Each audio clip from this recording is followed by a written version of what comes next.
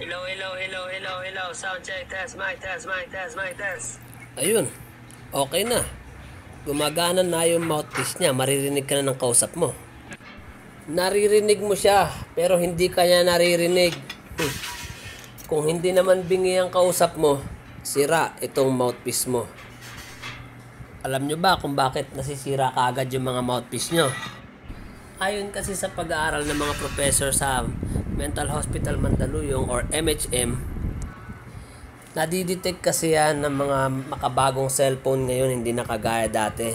Nadidetect na ng cellphone nyo kung may kwenta pa yung pinag-uusapan nyo ng kausap mo doon sa kabilang linya. At pag wala ng kwenta yung pinag-uusapan nyo, unti-unti niyang tinatanggal yung mga linya doon sa mouthpiece mo. Kaya ang ending, nawawala na ng linya yung mouthpiece mo sa cellphone. Kaya yun, hindi na siya gumagana. Pero huwag kayong mag-alala kasi may paraan naman para dyan. So, hindi naman natin siya kailangan palitan. I-check lang muna natin tong linya niya kung meron pa talagang natirang linya. Pero kung sakaling wala, madali lang yan. Huwag nyo munang itatapon yung mouthpiece. Pwede nyo siyang magamit pa ulit.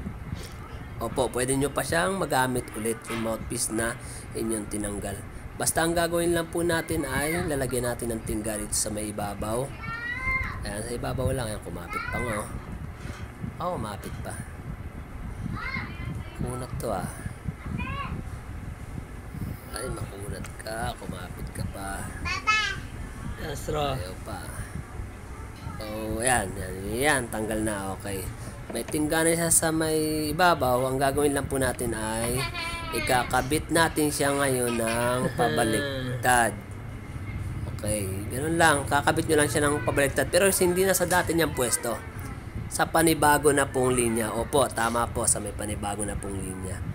So, dito natin siya. Ito, kasi makapal pa linya rito. Dito natin siya ngayon ililipat. Napakadali lang mga sir. Kahit yung baguhan pwedeng gawin. Napakadali lang kasi. So, ganyan lang siya. Ayan, bago matapos yung video natin huwag nyo naman kalimutan mag-share para makatulong rin sa iba. Para may kalat natin yung kaalaman. So, ganyan. Ayan siya. Nakabaliktad. So, goods na yan. Pwede na natin siyang subukan para mapatunayan. So, ay itsura niya. Okay, so balik na natin. So, ayan. Subukan natin mag-record. Hello, hello, hello, hello, hello. Sound check, test, mic test, mic test, mic test.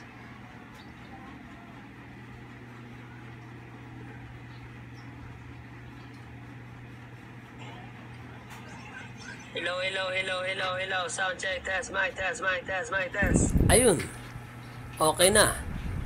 Pwede nyo na ulit ituloy yung kwentuhan ng kausap mo doon sa kabilang linya. Pero this time ay kailangan may kwenta na ang inyong pinag-uusapan. So share nyo sa iba para makatulong tayo sa iba.